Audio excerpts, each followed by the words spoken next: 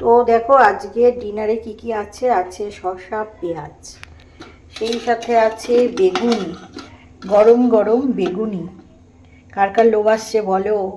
তার সাথে আছে নারকেল দিয়ে কচুর লতি, কে কে খেতে ভালোবাসে বলো। আছে টকের ডাল, ঠিক আছে, টকের ডাল আছে। আর এখানে তো পাতিলেবু আছেই। আচ্ছা এটা তুলি। আছে হচ্ছে দেরাদুন রাইসের ভাত। আচ্ছা অবশ্যই স্পেশাল কিছু আছে। তো আমি দেখাচ্ছি শো স্টপার মটনের পাতলা ঝোল। আমার হাজব্যান্ড পাতলাই খেতে চেয়েছে, দই দিয়েছি বলে কালারটা লাল লাল।